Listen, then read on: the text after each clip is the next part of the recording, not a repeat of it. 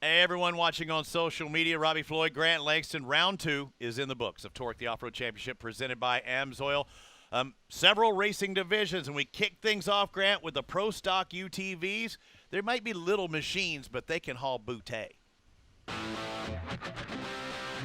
CJ Greaves, the defending race winner in round number 1, was up near the front, and he stayed up front. But look at the guys battling behind him.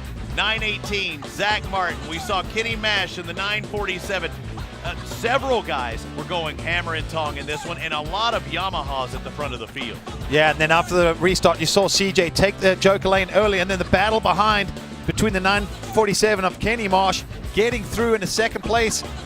But this was not the end of the battling. Zach Martin in there as well. Look at that, on 2 wheels, closing it off. Doing a great job making a pass. That was Dylan Poynton making that pass into third. He never looked back and makes his first podium of 2017, just behind of Kenny Mash. Another second for him. And, of course, CJ Greaves winning the Pro Stock once again. He's undefeated in that YXR as far as I know. That machine is hooked up. He has it dialed, and I think a lot of that ice racing during the winter is paying off for him in that class. He looked the class of the field. From the first lap till the end, he just had the pace, looked comfortable, could put that vehicle wherever he wanted. And he said he'd been doing a lot of it in the off-season. I think it really paid off. And setting the pace in the Pro Modified UTVs was Tim Farr. He was the guy on pole, followed by Kyle Cheney next to him in the 891. So we're looking for that start. You see one driver pull out there at the end. But Tim Farr is a UTV or a quad racer. He was showing that he has the skills of the UTV as well. 845, Rodney Van Eperen, the first round winner. He was fast, trying to make those passes, literally driving around people, but he would have a mechanical and drop back through the field and actually get a DNF. Yeah, one of the things we did notice in this class, we saw in the stock class, the Yamaha seemed to be the class of the field.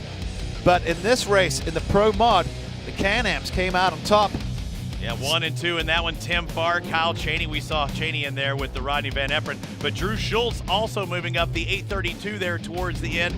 But a lot of side-by-side racing except for the lead. And Tim Farr, he proved that he had the fastest modified UTV and takes his first win of 2017 after finishing third at round 1. So he's up there in the championship standings, but that's it for the UTVs. Then we move to the truck division, the Pro Light Race. Let's take a look at that with Kyle Kleiman on pole, a winner in 2016. And take a look at that yellow truck, the 42, because not many people would see it for very long. He checked out.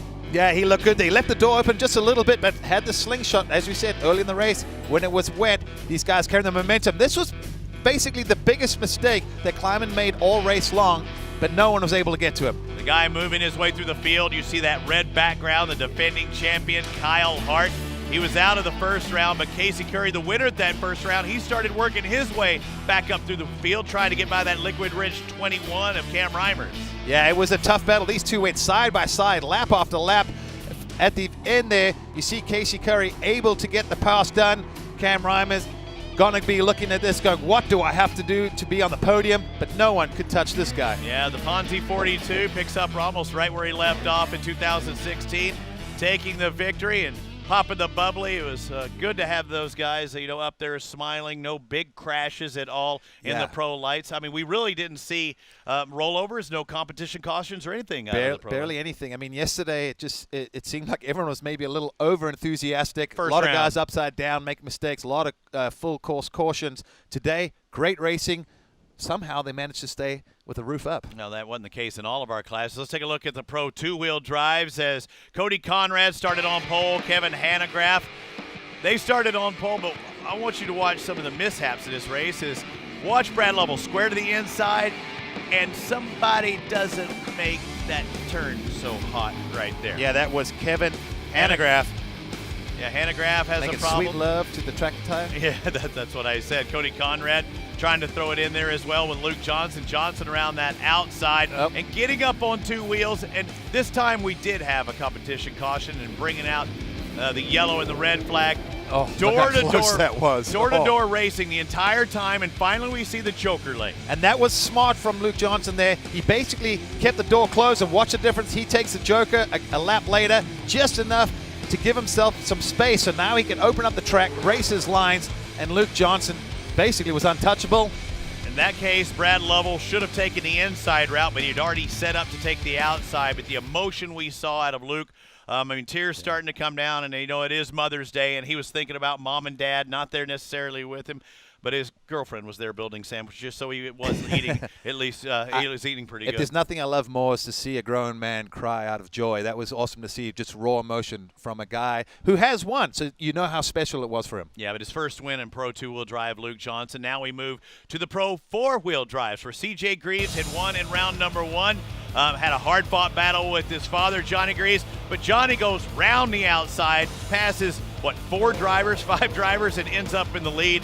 And that's the last we saw of Johnny. Yeah, he started pulling away a little bit. You see a little trouble there for Scott Douglas. Makes it easy for CJ to move up his position. Douglas gets back in the race, doesn't lose too much ground. Then after the restart, you see Johnny does what most of the leaders have to do, take that joker early. C.J. Greaves had to work his way up. He started in last because he had a flat tire in the first half of the race. They got it changed, started in last, worked his way up into third. But you see the bicycle, a little miscue here and there for Keegan Kincaid. He had some problems, but he never let CJ by. But what an improvement from yesterday, and what a hard-fought battle, just not rolling over and letting CJ by. So I got a feeling moving forward, this is going to be at least a 3-way battle. You know Scott Douglas will get in there soon. But great opening round, and the old man comes out on top. Especially for the 22 of Johnny Greaves. Keegan Kincaid improves his standings after finishing third in round 1, finishes second in round 2. CJ goes from first to third. So we have a tight points battle in Pro 4-wheel drive, which Johnny leads now heading into ERX. Grant, high five, brother. It's good having you. We'll see everyone else at ERX Motor Park just outside of Minneapolis.